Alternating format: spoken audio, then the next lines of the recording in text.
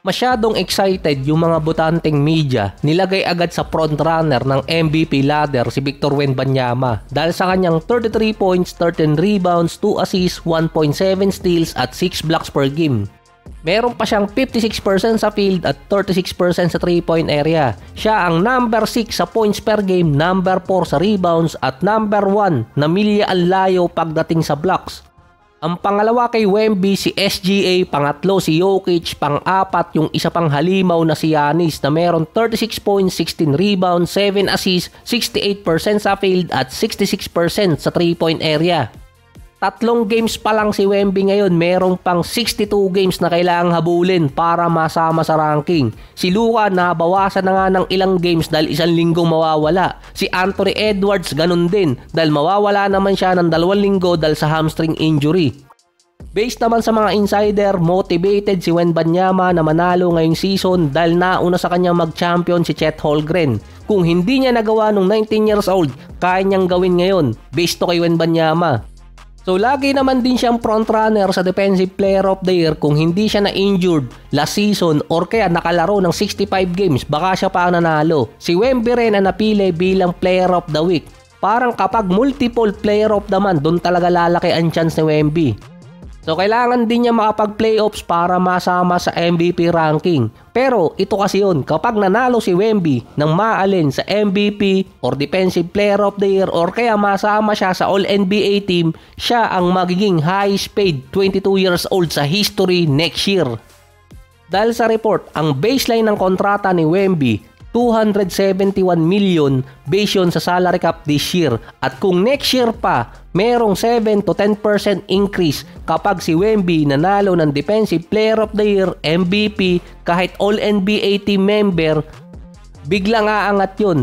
Ang rule dati, nung inimplement kay Derrick Rose, dapat makakuha ng multiple All-NBA first team or kaya MVP at Defensive Player. Pero dahil kay Ben Simmons, nabago yun. Magkakaroon si Wemby ng 326 million na contract sa loob ng 5 taon at magkakaroon siya ng average na 64 to 65 million per year. Hindi lang alam kung good news or bad news yun para sa San Antonio dahil meron silang De'Aaron Fox at meron pang susunod na pipirma kay Wemby. Pero kung sa San Antonio side, para mas gugustuhin nilang hindi manalo si Wemby ng award at manalo na lang sa playoffs. Habang si Giannis naman nakakuha ng 2 panalo sa start ng season, nakakatapat na niya kasi yung mga contender na team katulad ng Cavaliers. Natalo ng unang beses ngayon itong si Giannis. Buhat na buhat niya yung team. 40 points, 14 rebounds at muntik pang mag-triple-double sa 9 assists. Wala pa sa Cleveland si Garland at si Evan Mobley at Donovan Mitchell ang nasa lineup nilang All-Star. Ang sunod na kalaban ng Bucks, yung team na dinidikit kay Giannis para sa trade, ang Knicks. Parehong galing sa talo na nag-average pa si Towns ng 20 points, 14 rebounds, 2 assists pero virtually nag-i-struggle sa first 3 games dahil bumagsak ang efficiency rating ni Towns. 40% sa field, 38% sa 3-point area. Pero base kasi sa report, naglalaro si Towns na merong quad strain injury. Malaking risk yung kay Towns kung itutuloy niyang maglaro. Mukhang takot si Towns sa mga fans, baka i-bash.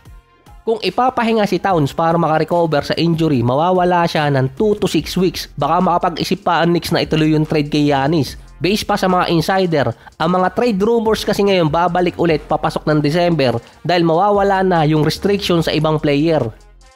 Kasama sa mga trade rumors na yon si Giannis, LeBron, Markkanen, Hero at si Joel Embiid. Ilang contender na team ang makakalaban ng Bucks bago pumasok ang December. Para lang kasi mapilitan si Giannis na mag-request ng trade kapag nakikita nang umaangat yung iba mga teams kumpara sa kanila at lumalayo yung lamang.